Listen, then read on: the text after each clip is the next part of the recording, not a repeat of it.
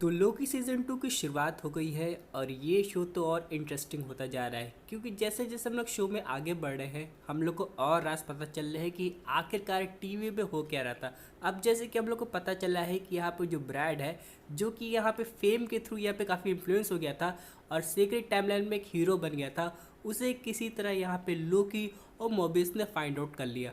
अब यहाँ पे भागने की कोशिश किया क्योंकि वो अपनी हीरोपंती करना ही चाहता था, लेकिन किसी तरह भाई लोकी की वजह से आखिरकार वो पकड़ा गया और वापस से टीवी में आ गया।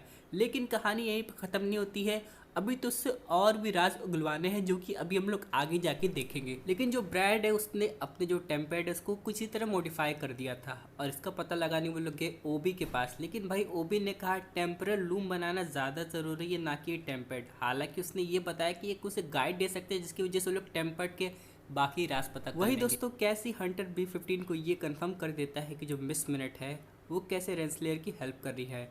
लेकिन दोस्तों आगे जाके लोग लोकी से भी बात करते हैं और यहाँ पर दोस्तों मोबियस को वो समझ में नहीं आ रहा था कि बुक में क्या क्या लिखा हुआ है। लेकिन दोस्तों हम लोग लोकी को देखते वो काफ़ी काम है और यहाँ पे सब कुछ सही से करने की कोशिश कर रहा है। वही बाद में जाके वो लोग पूछते हैं यहाँ पे ब्रैड से जो कि ज़ैनिया का रोल प्ले करा था। और दोस्तों मैं आपको बताना चाहता हूँ कि अगर आप लोग ने थॉर की कॉमिक्स पढ़ी होगी तो ज़ैनिया का नाम आपको याद होगा। ये एक पैरासाइटिक डेमोनिक बीइंग है जो कि डार्क डायमेंशन से अर्थ पे आया था, वो भी 19th सेंचुरी में। हालांकि दोस्तों ये उसका बस रोल कर रहा है, लेकिन दोस्तों किसी टाइमलाइन में वो रियल में एग्जिस्ट और दोस्तों हम लोग को डार्क डायमेंशन से अभी तो डॉक्टर स्ट्रेंज भी याद आ रहे होंगे जो कि अभी क्लिया के साथ घूमने निकले हैं। तो दोस्तों क्या पता हम लोग को आगे जाके वहाँ पे रियल ज़ैनिया देखने को मिले और ये पता चले क्या वो अर्थ पे गया भी था कि नहीं। इन सब के अलावा दोस्तों हम लोग एक चीज़ और देखते हैं कि लोकी को कुछ भी बोला जाता है जिससे फैंस सुन के भी काफ़ी गुस्सा हो जाएंगे, लेकिन गुस्साता लोकी नहीं है बल्कि उल्टा मोबियस जो कि काफ़ी शांत रहता है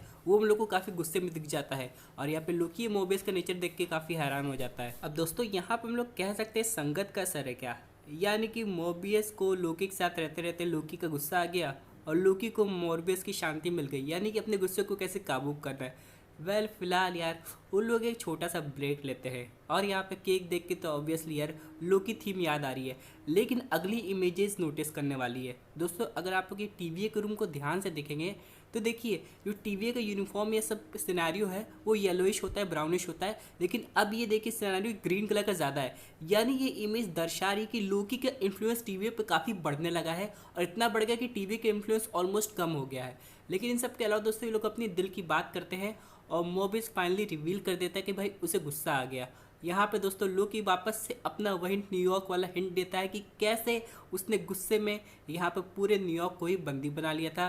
और टोनी स्टार्क भाई यार ये लोग को आयरन मैन का रेफरेंस तो देना ही है, चाहे जितनी भी मार्वल मूवीज़ आ जाए जब तक रियल में आयरन मैन नहीं आएगा ये लोग रेफरेंस देते रहेंगे। तो यहाँ पे फिर से हम लोग को टोनी स्टार्क का रेफरेंस देखने को मिलता है।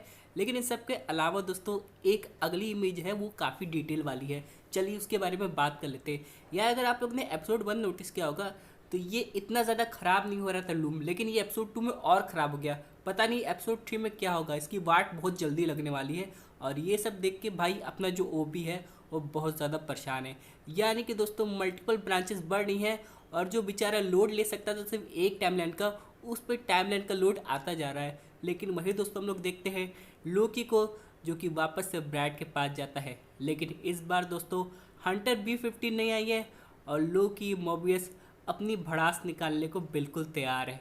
और यहाँ पे दोस्तों बहुत मज़ा आने वाला है इसी, लेकिन यहाँ पे एक टाइम के लिए ऐसा लगा कि वाकई में मोबियस एक्टिंग ही कर रहा है, क्योंकि दोस्तों जब यहाँ पे ये लोग ये डिवाइस लाए थे इसको टॉर्चर करने के लिए, उसके बाद लोकी ने कहा कि कंट्रोलर कहाँ है, तो आप लोग देख सकते थे मोबियस कितनी आसानी से वहाँ से चला गया था। उसके बाद लोकी ने वो दरवाज़ा बंद कर लिया और यहाँ पे बहुत सारी ऑडियंस समझ गई होगी कि इन दोनों की प्लानिंग इसमें इन्वॉल्व है, क्योंकि दोस्तों ऐसा कोई भी दरवाज़ा नहीं है कि अगर कोई अंदर से बंद कर लिया जाए तो मोबियस उसे बाहर से नहीं खोल सकता है, और ये इतना सिंपल दरवाज़ा था। और ये बात दोस्तों इस ज़ैनियाक के एक्टर को नहीं पता चली थी। लेकिन दोस्तों अगली इमेजेस हम लोग की बात करें तो ये जो टॉर्चर मशीन है ये लिटरली काफ़ी ज़्यादा खतरनाक लगा, और अगर पुराना वाला लोकी होता ना तो ऑडियंस का यहाँ पे ये मानना है कि ये बंदा बहुत जल्दी सच बोल देता। लेकिन फ़िलहाल दोस्तों हम लोग यहाँ पे बात करते हैं इस इमेजेस की। अगर आप लोग ये इमेजेस ध्यान से देखोगे तो इस पे बहुत पहले से स्क्रैचेस लगे हुए हैं। इसका मतलब आप लोग समझ रहे हैं बाकी बहुत सारे टीवी एजेंट्स होंगे या जो भी होंगे वो भी इस मशीन में कैद हुए होंगे और वो भी यहाँ पे टॉर्चर हुए होंगे, इसलिए उनके स्क्रैचेस के निशान इस पर लगे हुए बड़ी आराम से। लेकिन इन सब के अलावा दोस्तों, जैसे जैसे ये मशीन दब रही थी, ऑडियंस में भी एक अजीब सी एंग्जाइटी हो रही थी। ज़रा सोचिए अगर कोई इसमें कैद हो जाए और मशीन एकदम चपटी हो जाए तो उसका क्या हाल होगा। लेकिन फाइनली दोस्तों, ये बंदा एंड पे आते आते हार मान जाता है और वो राज बता देता है। आखिरकार दोस्तों, कौन जीना नहीं चाहता है। लेकिन इन सब के अलावा दोस्तों, यहाँ पे कुछ और नई चीज़ पता चलती है और यहाँ पे फाइनली कैसी को अपना यहाँ पे आइंस्टाइन मिल जाता है। दोस्तों, आप लोग को पता होगा ना, यहाँ पे टीवी की जो रूल बुक है या फिर क्या गाइड बुक है, उसे कौन लिखा है? अपना ओबी। और जब कैसी को ये पता चलता है तो कैसी काफ़ी खुशी से उससे ऑटोग्राफ मांगने निकल जाता है। लेकिन यहाँ पे ओबी का हम लोग देखते हैं कि नेगेटिव सिचुएशन में भी वो कितना पॉजिटिव रहता है। सीधी भाषा में बताऊँ तो यहाँ पे ये कहना चाहता है, एक ऐसा दरवाज़ा लॉक है जिसकी जो चाबी है वो ह्यू रिमेंस के पास है, या उसका जो पता है वो मिस मिनट को होगा, जिसकी वजह से वो दरवाज़ा को अनलॉक नहीं कर सकता है। उधर दोस्तों हम लोग देखते हैं कि लोकी फाइनली पहुँच जाता है 1982 में, और यहाँ पे वो अपने साथ लाता है ब्रैड को भी। हालांकि दोस्तों ब्रैड काफ़ी डरा हुआ रहता है क्योंकि सिल्वी ने एक साथ उसके 400 आदमियों को ख़त्म कर दिया था। लेकिन लोकी और मोबियस जाते हैं सिल्वी से मिलने। और दोस्तों यहाँ पे एक तो छोटा ईस्टर एग है, जो आप लोग मैकडोनल्ड्स का ड्रेस देख रहे हैं ये एकदम एक्यूरेट है, यानी कि 1982 में ये लोग ऐसा ही ड्रेस पहनते थे, ऐसा फैन मैन नहीं बनाया हुआ।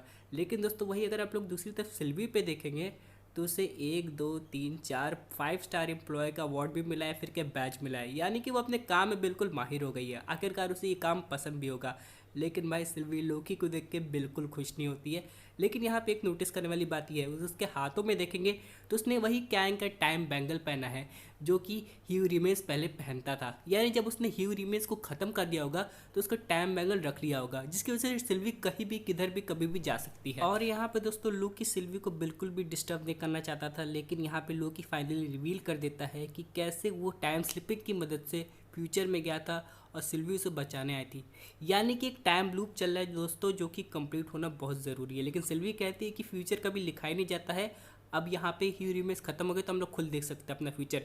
वही ब्रैड काफ़ी ज़्यादा परेशान रहता है और उसे बस अपनी वही शाश्वत समय रेखा में जाना होता है।